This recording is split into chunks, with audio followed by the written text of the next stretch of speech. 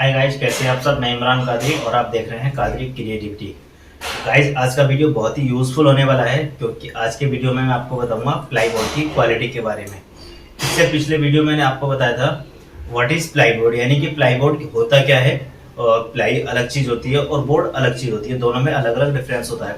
और ये कितने टाइप के होते हैं, यानी कि commercial ply, commercial board, laminated ply, particle ply, PVC, WPC और एचडीएचएफआर, ये सारे अलग अलग होते हैं। सारा कुछ मैं पिछले वीडियो में एक्सप्लेन कर चुका हूँ। अगर आपने वीडियो नहीं देखा तो मैं डिस्क्रिप्शन में उसका लिंक दे दूंगा, आप जाकर देख सकते हैं।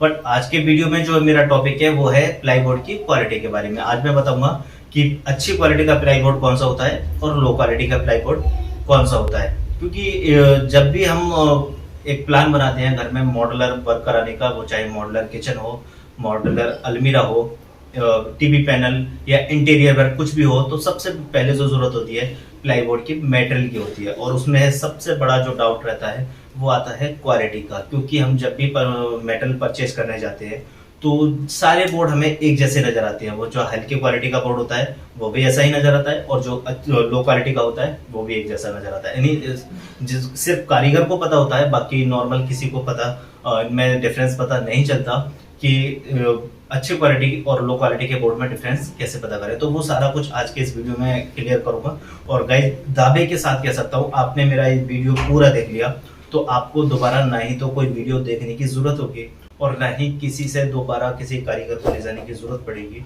प्लाईवुड की क्वालिटी के रिगार्डिंग। तो आइए देर ना करते हुए शुरू करते हैं आज का वीडियो।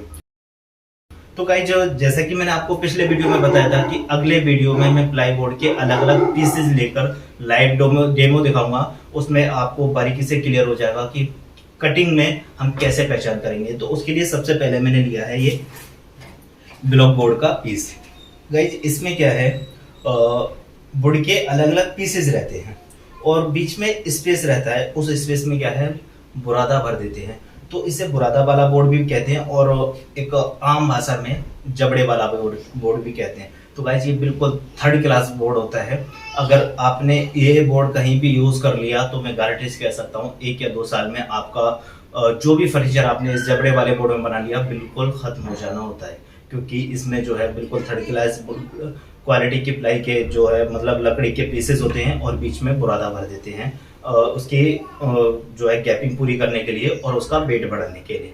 तो गाइस, ये बिल्कुल थर्ड क्लास का बोर्ड होता है। इससे ऊपर जो होता है उसमें बुरादा तो नहीं होता, बट जो लकड़ी होती है वो मिक्स बोर्ड होती है। यानी कि कोई भी एक ही प्लाई तरह की लकड़ी नहीं होती, उसमें किसी भी पेड़ के अलग अलग पीसेस रहते हैं। जैसे मतलब जो भी हम जितने तरह के भी पेड़ देखते हैं, किसी भी पेड़ के अलग अलग लकड़ी के पीसेस रहते हैं, उसे हम मिक्स बोर्ड बोलते हैं। मिक्स बोर्ड में भी दीमक लगने के ज्यादा चांस रहते हैं। और वो लक की बात है कि किसी बोर्ड में जल्दी दीमक लग जाता है और किसी में थोड़े से टाइम में दीमक लगता है। वो मैं आपको दिखा देता हूँ।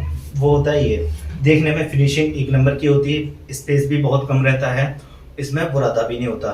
बट गाइस, इसमें मिक्स बोर्ड होता है तो मिक्स बोर्ड में दीमक लगने के चांस ज्यादा रहते हैं। तो मैं आपको सजेस्ट करूंगा इस टाइप के बोर्ड लगाने से बचें। अब आपके माइंड में होगा कि फिर कौन सा बोर्ड लगाएं। तो गाइस, हमेशा जो हमने बोर्ड यूज करना है वो पॉपुलर का 100% पॉपुलर बिना बुरादे का और फुल फिलिंग का बोर्ड यूज करें।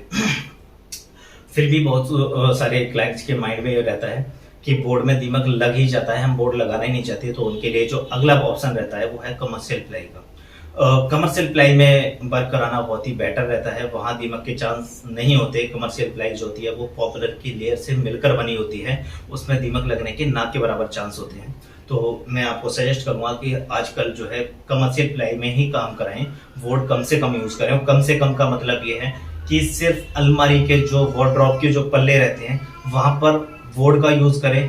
क्योंकि अगर वहां हमने प्लाई लगा दी तो प्लाई क्या है, सरमाइका लगने के बाद बेंड होने के भी चांस रहते हैं। दूसरा, वेट ज्यादा होता है, वेट ज्यादा होने से जो है हिंजेस पर असर पड़ता है और हिंजेस जल्दी खराब हो जाते हैं। बोर्ड में बेंडे होने के चांस भी नहीं होते और बोर्ड हमेशा प्लाई से हल्का होता है, वेट भी कम होता है और वो मूविंग में रहते हैं। हमेशा कोई भी वाटर अप के पल्ले रहते हैं वो मूविंग में रहते हैं, हम खोलते बंद करते रहते हैं। तो उससे क्या है कि जो भी पार्ट मूविंग में होता है उसमें दिमाग नहीं लगता, ना के बराबर चांस रहते हैं। तो हमेशा बोर्ड का जब भी यूज करें तो वार्डरोब के जो बड़े पल्ले अलमारी के होते हैं उसमें बोर्ड का यूज करें। और बाकी जितना भी हम पीछे का बॉक्स बना रहे हैं, हेडन पार्ट है, नीचे के जो बॉक्सेज रहते हैं या जो भी टीवी कैबिनेट है, सारे में कमर्शियल प्लाई यूज करें। कमर्शियल प्लाई में दिमाग के चांस नहीं होते। तो गाइज अब बात आती है कि हम कमर्शियल प्लाई में जो है पहचान कैसे करें। कमर्शियल प्लाई में भी हल्की क्वालिटी भी आती है और बढ़िया क्वालिटी भी आती है। तो गाइज उस प्लाई के लिए है जो है दो ग्रेड में डिवाइड किया गया है, 710 और 303। 710 जो होती है वो फिनाल बेस्ड एडेसिव जो है उसमें यूज किया होता है। एक वाटर प्रूफ मेटेरियल होता है। इस टाइप का जो मेटेरियल होता है मरीन है, सेंचुरी है, एक्सन है, इस तरह की जो कंपनी की ब्रांडेड प्लाई होती है उसमें ये फिनॉल बेस्ड एडेसिव यूज किया होता है, जो अलग अलग लेयर जो है आपस में चिपकाता है। तो इस प्लाई को हमें 710 ग्रेड के प्लाई को सिंक के पास का जो एरिया है, या जो वैनिटी हम बनाते हैं वैनिटी का एरिया है, या जो भी पानी के पास का जो भी हम फर्नीचर अगर बनाना चाहते हैं तो वहां पर 710 ग्रेड की प्लाई का यूज करें। और उसके बाद जो दूसरा ग्रेड होता है वो 303 ग्रेड की प्लाई रहती है। 303 ग्रेड की जो प्लाई होती है वो आप बेडरूम है, वार्डरोब है, टीवी पैनल है, और भी घर में बहुत से इंटीरियर फर्नीचर बनते हैं, तो वहां पर आप 303 ग्रेड की प्लाई यूज कर सकते हैं। इसमें जो पेस्टिंग के लिए जो एडेसिव यूज किया होता है वो यूरिया बेस्ड एडेसिव यूज किया होता है। ये ट्रांसपेरेंट मटेरियल होता है। और तो इसके लिए आप वाटर प्रूफ, जहां पर पानी का ज्यादा चांस होते हैं वहां पर 303 ग्रेड की प्लाई लगाने से बचें। और इसका जो है यूज आप ऐसी जगह कर सकते हैं जहां पर पानी की जगह नहीं हो। अब बात आती है इन दोनों में, मैंने आपको ग्रेड बता दिया, 2 ग्रेड में आती है। अंदर की जो मटेरियल की पहचान है वो कैसे करें, तो उसका जो कटिंग का पीस होता है जब हम प्लाई के लिए कट कर देते हैं तो हमें लेयर देखने के लिए मिलती है। तो गाइस इसमें 2 तरह की लेयर होती है, एक ब्लैक लेयर होती है और दूसरी व्हाइट लेयर होती है।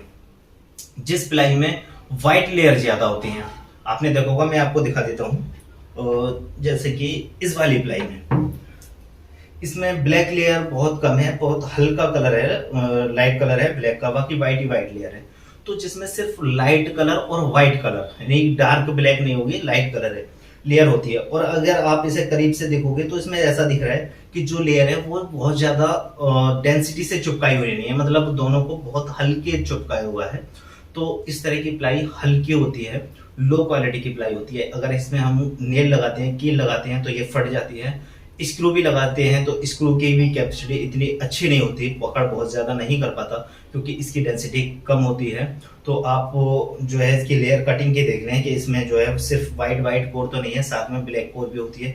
ब्लैक कोर क्या होता है मैं आपको स्क्रीन पर दूसरा पीस दिखाता हूँ, वो इस तरह की होती है। जैसे कि गाइस आप इसमें देख पा रहे होंगे, एक व्हाइट कोर है, ब्लैक कोर है, फिर व्हाइट कोर है, फिर ब्लैक कोर है। तो इसमें ब्लैक कोर में क्या होता है, एक हार्डवुड होती है और एक दूसरी सॉफ्टवुड होती है। जो व्हाइट कलर की होती है वो सॉफ्टवुड होती है और जो ब्लैक कलर की जो होती है वो हार्डवुड होती है। हार्डवुड में ऑक बोर्ड, टीक बोर्ड और गर्जन, इस तरह की जो बोर्ड होती है वो हार्डवुड होती है। ये अच्छी इनकी जो है पकड़ होती है। और जो सॉफ्टवुड में आती है वो पाइन, पॉपुलर, सडार, इस तरह की सॉफ्टवुड होती है। तो इन हार्डवुड और सॉफ्टवुड से मिलकर जो प्लाई बनी होती है वो उस प्लाई की जो स्ट्रेंथ है अच्छी होती है। और जो हम स्क्रू लगाते हैं तो स्क्रू की भी पकड़ उसमें जो है अच्छी होती है। तो गर्जन फेस की प्लाई हो, पॉपुलर की प्लाई हो, और उसमें हार्डवुड और सॉफ्टवुड दोनों की ब्लैक और व्हाइट लेयर हो, और अल्टरनेट की प्लाई हो, ये सारी चीज हमें अपनी प्लाई में देखनी है। मैं एक बार आपको और बता देता हूँ, व्हाइट और ब्लैक दोनों कोर हो, ऐसा ना हो सिर्फ व्हाइट कोर हो, ब्लैक और व्हाइट दोनों हो, अल्टरनेट कोर हो, और ओवरलैपिंग नहीं हो। जब भी आप वो प्लाई की कटिंग देखेंगे तो उसमें क्या होता है, जो प्लाई की जो लेयर होती है वो एक दूसरे के ऊपर क्रॉस करके जा रही होती है। मैं आपको दिखा देता हूँ, जैसा कि आप ये देख रहे होंगे, जो ब्लैक वाली जो लेयर है, ब्लैक वाली लेयर एक दूसरे के ऊपर क्रॉस करती जा रही है, फिर व्हाइट वाली ब्लैक को क्रॉस करती है।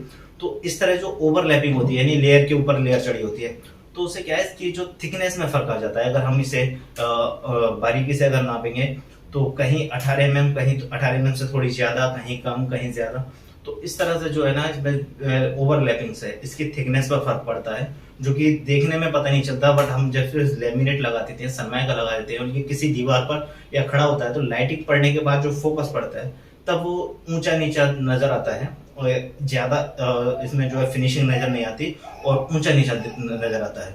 और जिस प्लाई में ओवरलैपिंग नहीं होती, जैसा कि मैं आपको दिखा रहा हूँ, गाइस देखिए इसमें ओवरलैपिंग नहीं है, बिल्कुल सीधी लाइनिंग है। व्हाइट है तो पूरी सीधी व्हाइट गई, ब्लैक है अपनी सीधी बिल्कुल ब्लैक गई, फिर व्हाइट है वो सीधी व्हाइट लाइन गई हुई है। तो इस तरह की जो सीधी है बिना ओवरलैपिंग प्लाई है, इसमें जो है इसकी थिकनेस अलग अलग नहीं होती, एक जैसी ही थिकनेस रहती है। और इस पर जो माइका लगाने के बाद जो मैंने आपको बताया था ऊपर नीचे जो डब्बे हैं, इस तरह की कंप्लेंट नहीं आती और जो फिनिशिंग है देखने के बाद बहुत ही जबरदस्त फिनिशिंग आती है। तो आगे से हम इन सारी चीजों का ध्यान रखना होगा। और जैसा कि मैंने आपको वीडियो को स्टार्टिंग में बताया कि वीडियो में आपको बताऊंगा कि हम ऑनलाइन तरीके से प्लाई बोर्ड को कैसे चेक करेंगे।